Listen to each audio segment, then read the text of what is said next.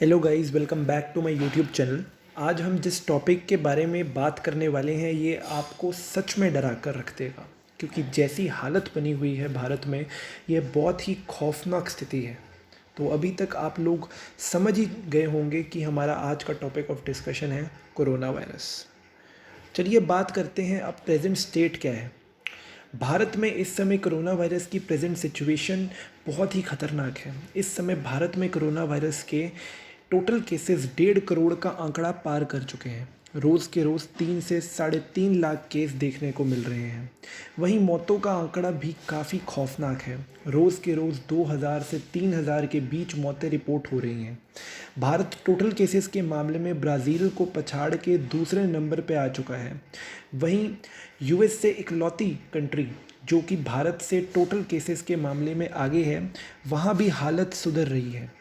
USA में corona virus की growth -3% है, यानी हालात बेहतर हो रही है। जबकि भारत में 63% ग्रोथ हुई है केसेस में पिछले एक हफ्ते में। पर भारत टोटल केसेस के मामले में भी किसी देश से पीछे कैसे रह सकता है, विश्व गुरु जो ठहरा। इसलिए भारत तो नंबर 1 ही है। कैसे, वो मैं आपको बताता हूँ। ये तो जो आंकड़े मैंने आपको दिए हैं, ये हैं सिर्फ ऑफिशियल आंकड़े, पर ऑनेस्ट मीडिया हाउसेस के द्वारा कंडक्ट की गई ग्राउंड रिपोर्ट्स और सर्वेस से पता लगता है कि सरकार असली आंकड़ों को बाहर ही नहीं आने दे रही है, और असली आंकड़े और भी डराने वाले हैं। जितने केसेस आपको ऑफिशियली बताए जा रहे हैं, एक्चुअल में उससे 10 गुना ज़्यादा केसेस हैं। यानी अगर आपको 3.5 लाख केस बताए जा रहे हैं, तो असली में 24 घंटे में 35 लाख केस आ रहे हैं। और मौतें 2500 दिखाई जा रही हैं, तो 24 घंटे में 25,000 मौतें हो रही हैं। यानी इन शॉर्ट, भारत पहले ज़िंदा लाशों का देश था, कॉज लोगों को वैसे कौन सा बेसिक एम्यूनिटीज़ तक ढंग से मिल रही थी, और अब ये सच में लाशों का देश बनता जा रहा है। और सरकार सिर्फ बेशर्मी से आंकड़े छुपा रही है। अगर हम अभी सिचुएशन को सही ढंग से देखें, तो हमारे पास 2 बड़ी एग्जाम्पल निकल कर आते हैं कि सरकार कैसे इन आंकड़ों को छुपा रही है। भोपाल के अंदर, जहां एक दिन के अंदर 3 मौतें सिर्फ सरकारी आंकड़ों के हिसाब से रिपोर्ट की गई, वहां एनडीटीवी का ग्राउंड रिपोर्टर खड़ा था। उसने क्रिमेशन ग्राउंड पे पीछे मुड़कर देखा, तो वो corona virus designated cremation ground था। उधर 12 लाशें जल रही थी। इस प्रकार का झूठ, सिर्फ एक क्रिमेशन ग्राउंड में 12 लाशें जल रही थी, इस प्रकार का झूठ सरकार इस समय हम लोगों से बोल रही है। अहमदाबाद में एक दिन की टोटल 20 मौतें रिपोर्ट की गई, जबकि 63 मौतें सिर्फ एक हॉस्पिटल में थी, अगर एक्चुअली ग्राउंड रिपोर्टर सर्विस के हिसाब से देखा जाए तो चलिए अब जानते हैं भारत में जो प्रेजेंट सिचुएशन है उसके कारण क्या है। भारत के अंदर वायरस का एक नया वेरिएंट सामने आया है। यह बिल्कुल सही खबर है, और मेरे हिसाब से बहुत कम लोग इसके बारे में जानते हैं। ये कोई आम वेरिएंट नहीं है, ये डबल म्यूटेंट और ट्रिपल म्यूटेंट है। डबल म्यूटेंट का मतलब जो एक नया वेरिएंट अपने साथ 2 म्यूटेशंस लाता है। अगर आप म्यूटेशंस के बारे में नहीं जानते और डिटेल में इसे समझना चाहते हैं, तो ये मैंने अपनी पिछली वीडियो में समझाया था। आप डिस्क्रिप्शन में दिए लिंक से उसे देख सकते हैं। भारत में जो डबल वेरिएंट है उसका नाम है B.1.617। इस वेरिएंट में 2 म्यूटेशंस एक साथ हैं। पहली का नाम है E484Q, जो कि ब्रिटिश और साउथ अफ्रीका वाले वेरिएंट जैसे करेक्टरिस्टिक्स रखती है, और दूसरी का नाम है L452R, जो कि कैलिफोर्निया वाले वेरिएंट जैसे करेक्टरिस्टिक्स रखती है। ये ऑलरेडी ही काफ़ी खतरनाक था, पर अब भारत में लेटेस्ट रिसर्च से पता लगा है कि अब भारत में कोरोना का एक नया वेरिएंट जो कि एक साथ 3 म्यूटेशंस कैरी करता है, वो भी जन्म ले चुका है और कई लोगों को इन्फेक्ट भी कर चुका है। इस वेरिएंट का नाम है B.1.618। इसकी सबसे ख़ास और ख़तरनाक बात यह है कि इसमें जो नई म्यूटेशन हुई है, जिसका नाम है E484K, वो ह्यूमंस के इम्यून सिस्टम को एस्केप कर सकती है। यानी अगर किसी व्यक्ति में कोरोना की तरफ इम्यूनिटी है, पहले से है, मतलब उसे कोरोना पहले से हो चुका है, तो भी उसे दोबारा अब बहुत आसानी से कोरोना हो सकता है। और प्लाज्मा थेरेपी भी इस वेरिएंट के आगे कोई काम नहीं करती, कोई काम नहीं आती। वैक्सीन भी इसके आगे शायद काम आए, शायद ना आए, पर अब ये तो समय ही बताएगा। इसी बात का सभी लोगों को डर है। भारत में इस समय 28% केसेस डबल म्यूटेंट वाले वेरिएंट के हैं और 12% ट्रिपल म्यूटेंट वाले वेरिएंट के। ये सारी information CSIR, council of scientific and industrial research ने पब्लिक की है। और ये थर्ड वेरिएंट आपको बता दूं मैं कि वेस्ट बंगाल में सबसे ज़्यादा और सबसे पहले पाया गया। National Institute of Biomedical Genomics West Bengal ने इस पर पूरी रिसर्च की है। तो चलिए अब आते हैं इस वीडियो के मेन टॉपिक पे कि गवर्नमेंट कहाँ फेल हुई। भारत की समस्या ये है कि यहाँ लोग तो अनपढ़ और इग्नोरेंट हैं, पर जो सरकार भी इन लोगों ने चुनकर रखी है वो भी पूरे ढंग से इनकॉम्पिटेंट और निर्दयी लोग हैं। उनके लिए इलेक्शन लड़ना कोरोना से कई ज़्यादा इम्पॉर्टेंट है। तभी तो देश में लाशों की कतार लगने के बावजूद प्रधानमंत्री की बड़ी बड़ी रैलीज़ नहीं रुक रही थी। होम मिनिस्टर साहब कहते हैं कि रैली से कोरोना नहीं फैला। मैं बताता हूँ इसका सच। बंगाल में 1500% बढ़ोतरी हुई केसेस में सिर्फ पिछले एक महीने में। वहीं एक नया वेरिएंट भी जन्म लेता है कोरोना का, ट्रिपल म्यूटेंट वाला, जो कि बंगाल में ही जन्म लेता है।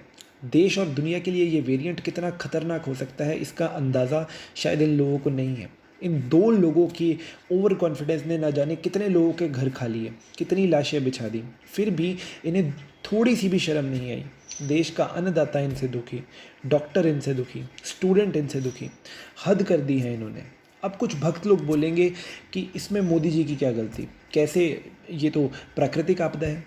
मैं बताता हूँ कैसे देश में जब कोरोना की पहली वेव आई, अचानक से अनप्लैन्ड लॉकडाउन लगा दिया। करोड़ों माइग्रेंट वर्कर सड़क पे आ गए, कितने लोगों ने आत्महत्या कर ली।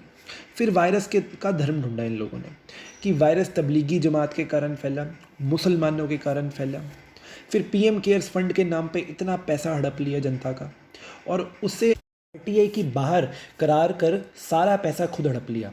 अगर उस पैसे से देश का हेल्थ का इंफ्रास्ट्रक्चर मजबूत किया होता तो ये हालत ना होती देश की आज। चुपचाप एक वैश्विक महामारी के दौरान 3 काली खेती कानून पास कर दिए। इन्होंने ना किसी से कुछ पूछा, बस चंद प्राइवेट एंटरप्रेन्योर्स जिनकी इनकम लॉकडाउन में डबल ट्रिपल हुई, उनके और फ़ायदे के लिए इन्होंने देश के अन्नदाता को सूली पे चढ़ा दिया। इन्होंने जैसे तैसे जब सितंबर में पीक आई और केसेस घटने लगे, तब ये नहीं कि वैक्सीनेशन पे पैसा एलोकेट किया जाए, हेल्थ इंफ्रास्ट्रक्चर पे पैसा एलोकेट किया जाए, तब इन्होंने 20,000 करोड़ रुपए सेंट्रल विस्ता प्रोजेक्ट पे खर्च कर दिए। देश में दिसंबर में ही इनफ वैक्सीन मौजूद थी। तब भाई साहब ये नहीं कि हमारी इतनी करोड़ों की पॉपुलेशन है, लोगों को जनवरी से ही वैक्सीनेट करना शुरू करें। इन्होंने वैक्सीन बांट दी, दूसरे देशों में सारी वैक्सीन बांट दी, ज़्यादा समझदारी दिखाते हुए कि प्रोड्यूस तो हम ही कर रहे हैं। सीरम इंस्टीट्यूट ऑफ इंडिया भीख मांगता रह गया इनसे कि हमें 3,000 करोड़ रुपए दे दो, हम और वैक्सीन प्रोड्यूस कर लें, पर नहीं, ये ज़्यादा होशियार। सबका नतीजा है भारत की आज की ये हालत। हर कोई जानता था कि सेकेंड वेव आएगी, फिर भी इन्होंने अपनी ओवर स्मार्टनेस में देश के लोगों को मौत के मुंह में डाल दिया। कुंभ मेले को नहीं रोका। अजीब से बयान देते हैं इनके उत्तराखंड के चीफ मिनिस्टर कि गंगा में डुबकी लगाएंगे तो कोरोना पास नहीं आएगा। कहीं गोबर से कोरोना क्योर हो रहा है, कहीं गौमूत्र से कोरोना क्योर हो रहा है, कुछ भी कर रहे हैं ये लोग।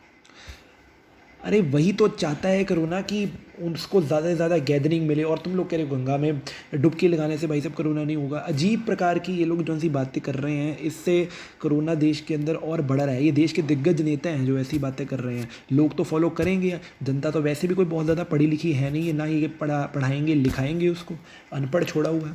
ऑक्सीजन प्लांट्स के टेंडर को घुमाते घुमाते 8 महीने लगा दिए। ऑक्सीजन प्लांट्स नहीं खुले इनसे नए देश के अंदर। इनके यूनियन मिनिस्टर कभी गो करोना करते हैं, कभी लोगों को कहते हैं कि 2 थप्पड़ लगाऊंगा ऑक्सीजन मांगी है तो। हमने साहब इतने बड़े बड़े चलान रखे हुए हैं मास्क के, गरीबों पे से पैसा हड़पने के लिए। हिम्मत है नॉर्वे की तरह प्रधानमंत्री का चलान काटो, अमित शाह का काटो। किसी रैली में मास्क पहना है इन्होंने, ये बताओ पहले। सीएम इनके यूपी के मीडिया के सामने शरेआम गालियां बकते हैं, कहने को संत महात्मा है। दवाइयों की रेमडेसिविर की इतनी शॉर्टेज है, उसकी ब्लैक मार्केटिंग शुरू हो गई है। Vaccine serum institute of state government को 400 में दे रहा है, प्राइवेट हॉस्पिटल को 600 में दे रहा है, सेंटर को 150 में दे रहा है। क्या ये मजाक है? अच्छी तरह जानते हैं यूनिफॉर्म प्राइस नहीं होता जिस चीज़ का, उसकी ब्लैक मार्केटिंग होती है। गवर्नमेंट मार्केट से सस्ते में खरीद के प्राइवेट मार्केट में महंगे में बेचना। के पास सारी पावर्स है, क्या ये रोक नहीं सकते उनको? पीछे इन लोगों ने कितनी निर्दयी और दरिंदों वाली बात की है। महाराष्ट्र में जहाँ 40% केसेस हैं देश के, वहाँ ऑक्सीजन सप्लाई कट कर दिया 110 टन से सीधा 60 टन, और बोला हमें 50 टन इंडस्ट्रियल यूज़ के लिए भेजना है। भला वो हाई कोर्ट का जिसने रीस्टोर किया उसको 110 पे, वरना ये जनसंहार तो हुआ ही था देश में। देश में 80% ऑक्सीजन इंडस्ट्रियल पर्पस के लिए यूज़ होती है और 20% मेडिकल के लिए। हाई कोर्ट्स बोल बोल के थक गए। अभी तक सही तरह से इन लोगों ने उस ऑक्सीजन को मेडिकल यूज़ की तरफ डाइवर्ट नहीं किया। फर्स्ट ट्रेन के टाइम पे फटाफट इकोनॉमी बंद कर दी थी 4 घंटे के अंदर सरप्राइज़ देके। अब इनसे ना इकोनॉमी बंद हो रही है, ना इनसे लॉकडाउन लग रहा है। जबकि देश में जब 200 केस थे तब तुमने लॉकडाउन लगा दिया, आज उससे 100 गुना ज़्यादा मौतें हो रही हैं देश के अंदर। आज तुम लोगों से कुछ भी नहीं हो रहा। अब सुप्रीम कोर्ट को स्यू मोटो यानी कि स्वतः संज्ञान लेना पड़ा इस सिचुएशन का, क्योंकि हाई कोर्ट्स अपनी जुरिस्डिक्शन में ऑर्डर दे रहे थे और उनके ऑर्डर्स के कारण बहुत ज़्यादा कन्फ्यूजन क्रिएट हो रही थी, क्योंकि स्टेट्स तो मान नहीं रही थी इन ऑर्डर्स को। ये इनकी बेशर्मी है। इसलिए अब सुप्रीम कोर्ट ने भी इन्हें बोला है कि नेशनल प्लान हमारे टेबल पे ला के रखो। तुम कर क्या रहे हो, कैसे हैंडल कर रहे हो सिचुएशन को, हमें बताओ। और इसे एक नेशनल हेल्थ इमरजेंसी डिक्लेयर किया गया। क्या हालत हो गई है देश में कि सेंटर का काम एपेक्स कोर्ट को अपने हाथ में लेना पड़ रहा है।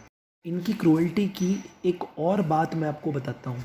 रेमडेसिविर पे 12% जीएसटी लगा रहे हैं, मेडिकल ऑक्सीजन पे 12% जीएसटी लगा रहे हैं, ऑक्सीमीटर पे 20% लगा रहे हैं, वेंटिलेटर पे 20% लगा रहे हैं। अरे ये क्या लग्जरी आइटम्स हैं? किसी की जान के लिए इंपॉर्टेंट है? ये मजाक बना के रखा हुआ है। अगर स्टैचूज़ बनाने की जगह फालतू के प्रोजेक्ट्स पे 20,000 करोड़ खर्चने की बजाय, ओवर कॉन्फिडेंट होने की बजाय, धर्म के नाम पे देश को बांटने की बजाय, कॉरपोरेट्स के फेवर करने की बजाय, सिर्फ इलेक्शन पे ध्यान देने की बजाय देश के हेल्थ के इंफ्रास्ट्रक्चर बनाने पे ध्यान दिया होता तो क्या ही बात होती, आज ऐसी हालत ना होती। अब क्या पूरी दुनिया में अब क्या तारीफ़ हो रही होगी, क्या लगता है भारत की? नहीं, सारी दुनिया हंस रही है, धीरे धीरे भारत से अपना संपर्क तोड़ रही है। शर्म की बात है ये, बेहद शर्म की बात है। अब भी देर नहीं हुई, सरकार सही ढंग से काम करे और ईमानदारी से चले तो करोड़ों जानें बच सकते हैं। यही अपील है मेरी सरकार से और आप सबसे भी, कि आग्रह है मेरा एक, कि सारे प्रिवेंटिव मेजर्स लें और ख़ुद को इस महामारी से बचा के रखें। वीडियो को पूरा देखने के लिए धन्यवाद। Thank you. Stay tuned.